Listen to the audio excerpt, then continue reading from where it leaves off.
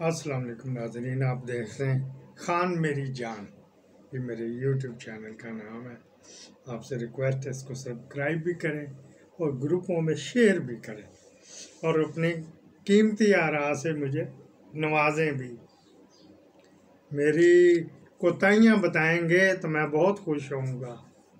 کوئی آپ کے ساتھ بدتمیزی نہیں کی جائے گی، کسی بھی قسم کی کوتاہیاں اس میں ہوں، ٹیکنیکل یا نان ٹیکنیکل تو مجھے بتایا جائے۔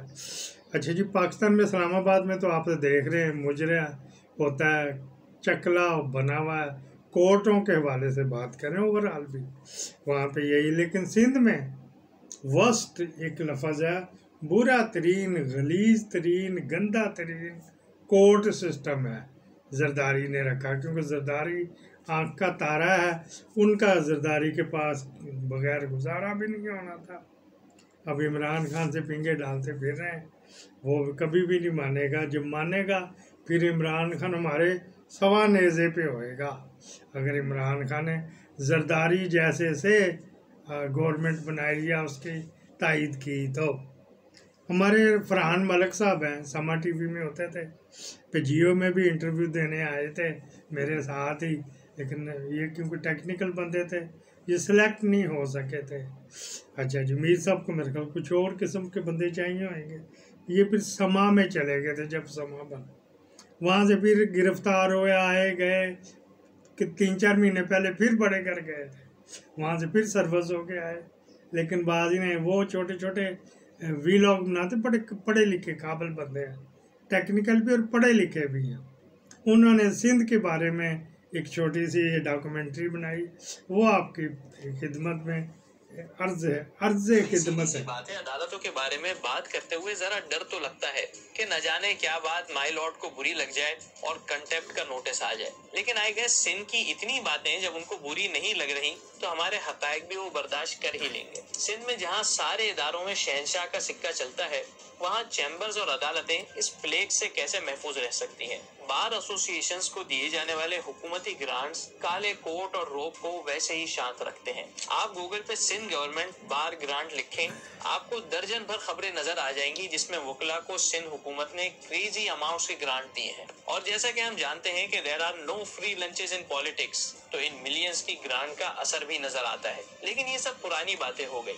اب انڈائریکٹ مینیپولیشن کے بجائے ڈائریکٹ کورٹ اور ججز مینج ہوتے ہیں۔ پیپلز پارٹی اور پی ایم ایل این میں باقاعدہ ایک معاہدہ ہے، تحریری نہ بھی ہو، مگر یہ ہے کہ جب سندھ میں جوڈیشل اپوائنٹمنٹس ہوں گی، صلاح الدین سینئر ایڈوکیٹ، جو پی ایم ایل این کے جوڈیشل کمیشن میں نومینیٹڈ ممبرز ہیں، وہ پیپلز پارٹی کی ساری نومینیشنز کو انڈورس کرے گی، اور اسی طریقے سے جب پنجاب کی باری آئے گی، لاہور ہائی کورٹ کی نومینیشنز کی باری ہوگی، تو اس میں جو پی ایم ایل این کی ڈیسیجن ہے اس کو پی پی پی انڈورس کرے گی۔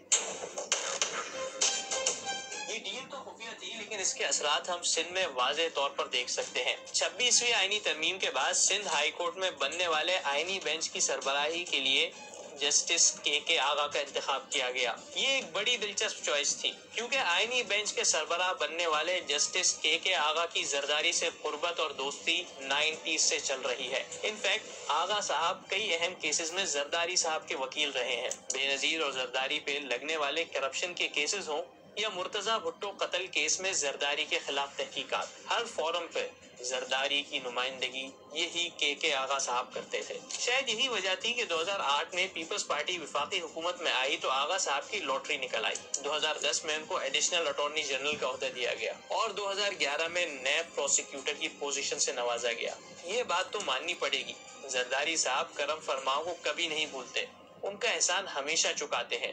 آج کی دنیا میں بھی وفا ہے، میں ہر چیز کو پازیٹیو لائٹ میں دیکھتا ہوں، میں آپٹمسٹ ہوں، پیسمسٹ نہیں ہوں۔ اس ہاتھ کو تو دیکھو جس نے تمہارا ساتھ دیا، اس کو کیوں دیکھتے ہو جو چھوڑ گئے؟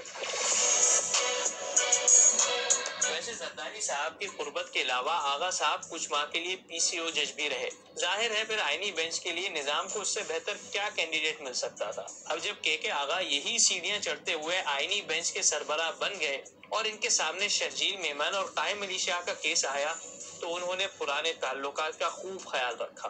مارچ کے مہینے میں نیب کی کورٹ میں ریفرنس جمع کی نیب نے بحریہ ٹاؤن کے حوالے سے. اس میں یہ شرجیل میمن صاحب اور قائم علی شاہ صاحب کو بھی ایز این اکیوزڈ اس ریفرنس میں دکھایا گیا کہ جو زمینوں کی الاٹمنٹ ہے اس میں ان کی بھی کوئی انوالومنٹ تھی. تو نیب کورٹ کی طرف سے سمنز ایشو ہو گیا انہیں. عموماً تو یہی ہوتا ہے کہ جب نیب کورٹ کوئی کسی بھی اکیوز کو سمنز دیتی ہے تو اب آپ نیب کی کورٹ کے پاس جاتے ہیں, وہاں پیش ہوتے ہیں, وہاں ضمانت کرواتے ہیں. بہرحال یہ دو جو اکیوز تھے انہوں نے پٹیشن دائر کی high court Sindh high court میں کہ یہ سمنز ہی آپ واش کر دیں, ان کو سسپینڈ کر دیں, ہم مزید ہمارے خلاف کارروائی آپ روک. ایک کرمنل بینچ کے سامنے جو کرمنل کیسز کی بینچ ہے اس کے سامنے جانے کے بجائے وہ آئینی بینچ کے پاس لگا. شرجیل میمن اور قائم علی شاہ کا کیس کرمنل نوعیت کا ہونے کے باوجود جسٹس آغا کے آئینی بینچ کے سامنے آ گیا اور انہوں نے اس پہ سوال اٹھانے کے بجائے پہلی ہی ہیئرنگ میں دونوں ملزمان کو ریلیف دے دیا. مزے کی بات یہ ہے کہ اس کیس کے باقی ملزمان نے جب یہی ریلیف کے لیے کورٹ سے رجوع کیا تو ان کے ساتھ معاملہ بالکل مختلف تھا.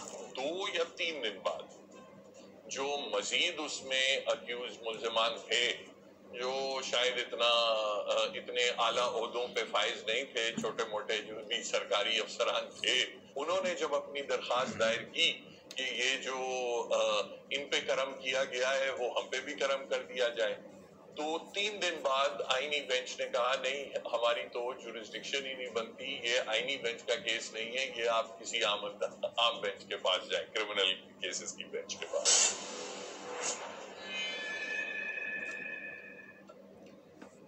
یہ تھے جی, شکریہ کے ساتھ رفتار ان کے چینل کا نام ہے, آپ بھی دیکھ سکتے ہیں ٹائم ملے تو. یہ غلیظ ترین چہرہ تھا کے آغا کا, جس نے ابھی طارق جہانگیری کیس میں اپنا فیصلہ دیا ہے. پاکستان زندہ باد.